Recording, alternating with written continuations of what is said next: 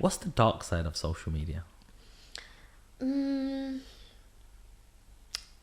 It's hard because I feel like I've created like this really safe bubble for myself that protects me and my mental health to make it an enjoyable job for me.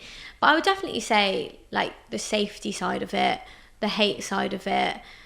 I think it's so easy to forget how scary social media can be if you put the wrong thing up, or you've said your location and the wrong person gets a hold of that, or just the amount of sheer hate and trolling you can get from maybe someone misunderstanding what you've said.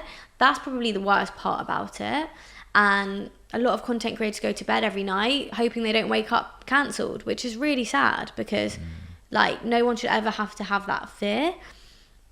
That is just the world we live in, and I think as long as you back yourself and what you stand for and what you're putting out there, that's all you can do. Like, you can only control what you can control. I cannot control what people are saying about me.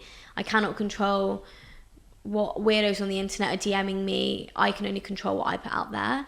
Yeah. So that's sort of how I protect myself. Yeah.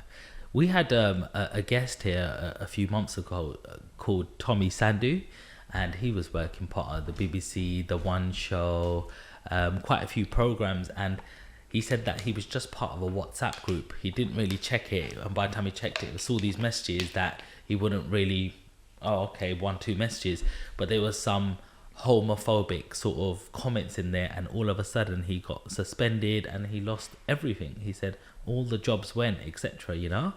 So that's scary. It is really, really scary. So when you hear stuff like that, and he goes, I didn't even comment in the group, but they've named me into it, so he said that he went through a very, very dark space. Yeah, and time. You have a huge responsibility when you have a platform about what you're saying, of course, but also what you're associated with and who you're linked to. And obviously, when you get to a certain point, you're going to have like a PR team or a manager or people that do that for you. But until then, you have to be so careful with what you're putting out there or who you're associating with, because people are quick to hate and people are quick to point, draw lines between dots and bring people down.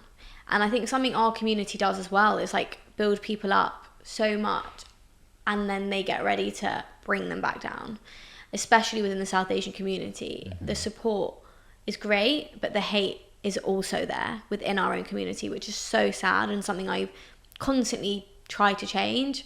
So it's a scary place to be. I have to say, and I'm sorry if you're at home saying, hey, I'm an Indian here or something, and I'm supporting you, Sean, and this message is not for you there, but I find it so many, of my own people won't support, or when you call them out and say, would you like to work together or do something, they won't come. But other communities are more than happy, and it's a little bit sad sometimes, because you think, united we could achieve so much, especially when you've got good causes and you're not trying to flog or be a salesman or something. Why do you think that is?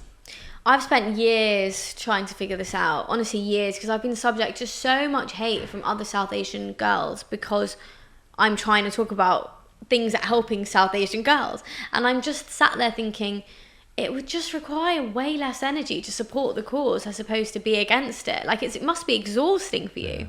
But I think the way our community has been brought up, or like, a few generations ago, it's constantly like competing with one another or trying to be the best at this. And often it's because there's only one seat at the table for the brown person, or there's one seat at the table for the brown model in this campaign. So you feel like you're competing against one another.